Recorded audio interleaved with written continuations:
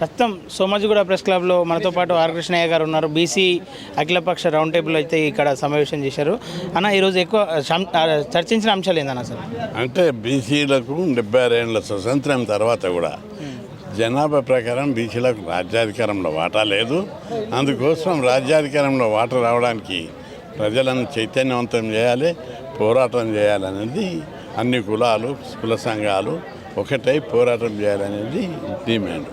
రెండవది 76 సంవత్సరాల తర్వాత బీసీలకు 56% జనాభా ఉన్నటువంటి బీసీలకు రాజ్యాధికారంలో 14%, ఉద్యోగాలలో 9%, ఇతర రంగాలు వ్యాపార రంగం పారిశ్రామికంగా 1%, ప్రైవేటు ఉద్యోగాలు 2%, న్యాయ వ్యవస్థలో 0%.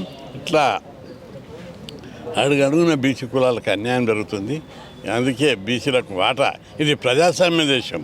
ప్రజాస్వామ్య వ్యవస్థలో ప్రతి కులానికి ప్రతి సామాజిక వర్గానికి వారి వారి జనాభా ప్రకారం వాటా ఇవ్వాలి. కాంగ్రెస్ ప్రభుత్వం మేనిఫెస్టోలో కూడా చెప్పింది కులగణన చేస్తామని చెప్పేసి. ఇప్పటి వరకు అట్లా అడుగులు వేస్తున్న దిశ అయితే కనిపిస్తలేదు. స్థానిక ఎన్నికలు కూడా దగ్గరికి వచ్చే సమయం ఉంది. ఎట్లా చూసుకోవచ్చు? స్థానిక ఎన్నికల కంటే ముందే జరిగే అవకాశం ఉందనుకోవచ్చు. పార్టీ ఎన్నికల మేనిఫెస్టో చెప్పింది. రాహుల్ గాంధీ ప్రతి మీటింగ్లో చెప్పాడు, జనాభా లెక్కలు తీస్తాం, జనాభా లెక్కల ప్రకారం రిజర్వేషన్లు పెంచుతామని చెప్పారు. కాబట్టి పెంచుతారని నేను ఆశిస్తున్నా. పెంచకపోతే ఉద్యమాల ద్వారా మెడలోంచి పెంచిపిస్తాం. ఓకే, పార్లమెంటు సమావేశాలు రాబోతున్నాయి. అందులో ముఖ్యంగా చర్చించే అంశాలు ఏంది? బీసీల గురించి మాట్లాడే అవకాశాలు ఉన్నాయా? పార్లమెంటులో బీసీలదే ప్రధాన అంశం. అన్ని పార్టీలు బీసీలనే ఎజెండాగా తీసుకుంటున్నారు. ఇప్పుడు కూడా అదే తీసుకుంటారు. ఓకేనా, విద్యార్థి సంఘాలు కూడా ఆందోళన చేస్తున్నాయి తెలంగాణలో. వాళ్ళకి మీరు ఏమైనా మద్దతుగా ఉంటురా? ఆ ఉద్యమాలు మేమే ప్రారంభించాము.